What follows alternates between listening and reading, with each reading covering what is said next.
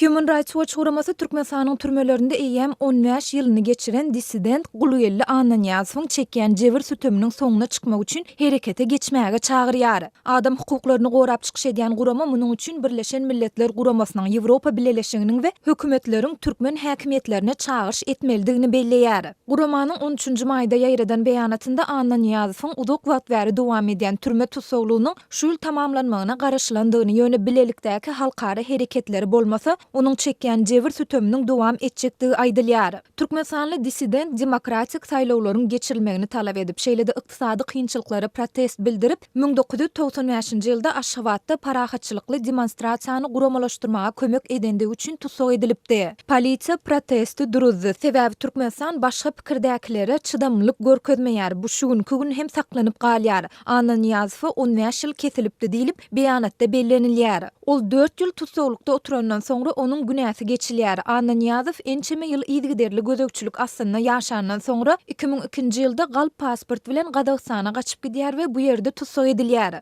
Human Rights Watch guramasynyň we daşary ýurt hökümetleriniň çagyrşlary esasynda Gazagstan Ananyazowy azatlyga goý beripdi. 2002-nji ýylda Ananyazow we onuň aýaly hem de ogly Norwegiýada bosgunlyk statusyny aldy we bu ýere ýerleşdi diýilip maglumatda aýdylýar. Türkmenistanyň ilkinji автokratik prezidenti aradan çykandan 1 ýyl gowrak wagt soň 2008-nji ýylda Ananyazow Aşgabatda dolanýar we şondan gysga wagt soň tutsag edilýär. Polisiýa Ananyazowyň maşalasyny onuň nire alınıp gidilendigi, oňa nähili aýplamalaryň bildirilýändigi, sud diňlenşigi, tutsagly ýa-da onuň niredegi barada resmi maglumat bermedi diýilip beýanatda bellenilýär. Şeýle-de beýanatda aýdylmagyna görä Ananyazow Türkmenistanda zorlukly ýitirim edilmeleriň besedilmegi ugrundaky olary diri görkeziň atly kampaniýada hem ýerleşdirildi. Anamdar maglumatlarda onuň ýakasyny tanadan Oğudon depe türmesinde hem bir näçe wagt saklanandygy aýdylýar. 2015-nji ýylda türkmen resmileri Birleşen Milletler Guramasynyň adam hukuklary boýunça geňeşine Ananyazowyň serhetden bir kanun geçmekde we resmi nama ogurlugynda günäli tapylyp 11 ýyl türme tutsaglygyny berjay edýändigini aýtdy. Bu onuň tutsaglyk möhletiniň 2019-njy ýylda tamamlanmalydygyny aňladýar diýilip beýanatda nygtalýar. Şeýle-de onda syýasy işlerde köplenç ýüze çykyşýaly adamyň tutsaglyk möhletini uzaltmak üçin oňa garşy täze aýplamalaryň bildirilýändigi hem bellenilýär. Türkmen häkimetleri Ananyazowyň tutsaglygynyň tamamlanmagy goloýlandy. Onuň tutsaglyk möhletini ýene 5 ýyla uzaltdylar. Biz munyň sebäplerini bilmeýäris. Olary diri görkeziň kampaniýasy onuň Hazaryň kenaryndaky Garabogaz, Ozalky Bektaş şäherinde saklanýandygyny öwrendi diýilip Human Rights Watch guramasynyň beýanatynda aýdylýar. Beýanatyň soňunda Ananyazowyň türkmen türmelerinde eýem ömrüniň 15 ýylyny geçirendigine üns çekilip besdir inni bes diýilýär. 2002-nji ýylda onuň adyndan üstünlükli çykyş eden Birleşen Milletler Guramasy, Ýewropa Birleşigi we hökümetler herekete geçip Ananyazowyň azatlyga goý berilmegi, Norwegiýa dolanmagyna ruhsat berilmegi we aýlygynç hem de adalatsyz jebir sütömüniň soňuna çykylmagy üçin türkmen hökümetine çagyrş etmelidir diýilip beýanatda nygtalýar. Guluyelli Ananyazow ilkinji gezek 1995-nji ýylyň 12-nji iýulynda Aşgabatda hökümete garşy guralan protest aksiýasy sebäpli tutsag edilip, bu işin çäginde dürli möhletlerde ýyl kesilen 30-a ýakyn protestçiniň arasynda 15 ýyl azatlykdan mahrum edildi. 1999-njy ýylda onuň günäsi geçilipdi.